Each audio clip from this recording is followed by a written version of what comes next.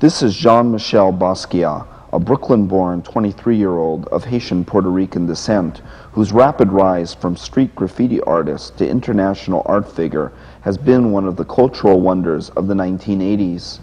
In 1982, the prolific Basquiat seemed to be in every group show on Expressionism, had solo exhibitions at major galleries in Soho, Zurich, and Los Angeles, and still had the energy to produce this large show at the Fun Gallery in New York's East Village.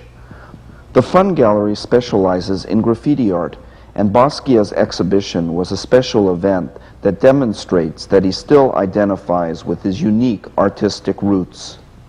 Graffiti artists express themselves by quickly drawing words and pictures on public walls, and although he has moved to paint on canvas, Basquiat has maintained a similar spontaneous approach. With little inhibition, the self-taught artist splashes paint, draws, crosses out, and draws again.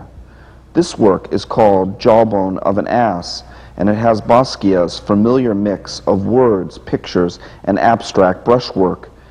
His crude images, like this carnivorous bird, may seem naive, but they reveal basic truths and are filled with knowing humor. On the upper left, Basquiat has crossed out the words Rodin's thinker and has painted a contemplative black youth in a ghetto hat. In the center is a list of names, mostly from ancient history. In simple block letters, Basquiat has written Alexandria, Hector, and Aristophanes, names which not only connote glories of the past, but also remind us of school and our own enculturation. Some names have been crossed out or deliberately misspelled, and when we read the names, we can almost hear their sound. Basquiat creates concrete poetry, and his art has been reproduced in literary publications like the Paris Review. We asked Basquiat about the words in his paintings. Where do the words come from? Real-life books, television. Yeah, and you just skim them and start including... No, I mean, when I'm working, I hear them, and I just throw them down. Oh, yeah? Well, I mean, things like Punic Wars, I remember that was in one of your... Oh, that was from a guidebook on Roman history. And you had been reading it, and... Well, it wasn't that long, that actual history part of it. It's like, history of Rome in 5 pages, Yeah, and so you snatched a few words from it. Yeah, I didn't snatch them, They caught your... They caught my eye, and I took them. This painting is another mix of loosely connected notations.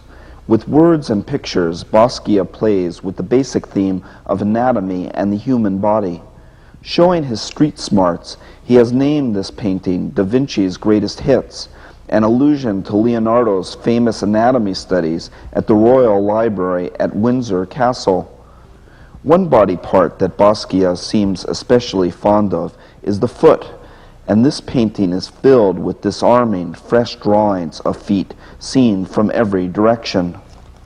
Basquiat learns about anatomy by studying traditional art, and in the upper right corner there is a reference to the return of the prodigal son and a drawing of the son's leg as he kneels to beg his father's forgiveness.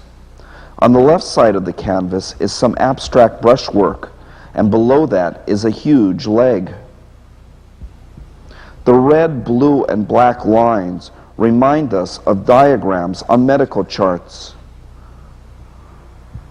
The distortions of the foot are especially gross and seem influenced by another childlike artist, Picasso. Below the foot, a man works on a railroad. Hammering spikes is hard work, and it is no wonder this man has a muscular torso. A torso has shoulder blades, ribs, and a spine, as we can see in this carefully labeled anatomical drawing. By focusing on anatomy, Basquiat resurrects a basic mode of art that anyone can relate to. This painting is filled with cleverly drawn pictorial references, and it is funny, smart, expressionistic satire about his interest in anatomy. I wanted to do some anatomy stuff. And then I went out and bought some books that are about anatomy. And then you started imitating. Well, not really imitating, because, But I use them as a source material Yeah. So why'd you want to do anatomy stuff? because I felt like it. Unless you felt like it, or just becoming conscious of your own body? No, just Uh, just for more academic references to juxtapose them with what I do normally. yeah. And what do you say you do normally?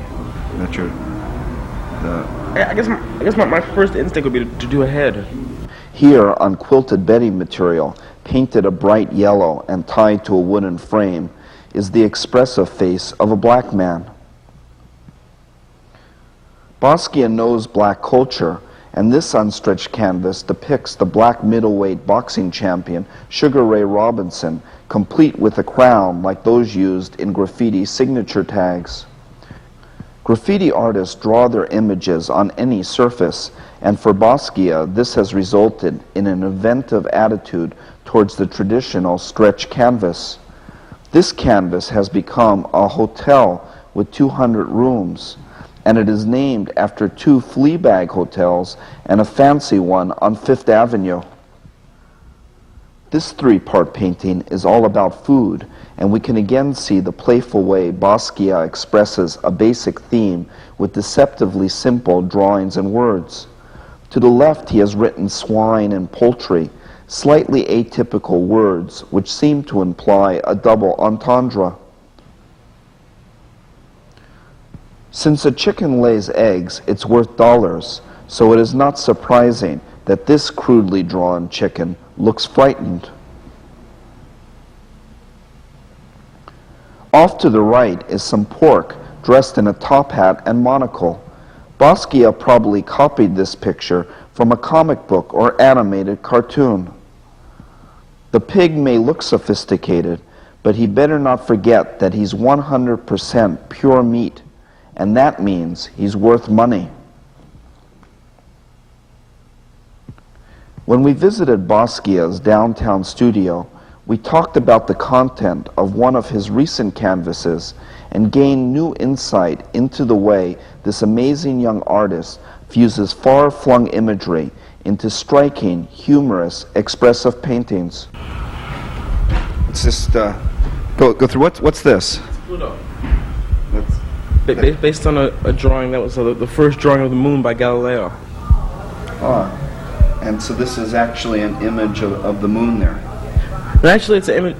Actually, it's actually an image of the moon. No, it's based on a drawing of the moon, but it's an image of Pluto. Yeah. This looks like an eye. Yeah. That's the evil eye, the Malocchio. Oh. And below there, what's this all the way to? That's a Roman belt buckle. This says parasites.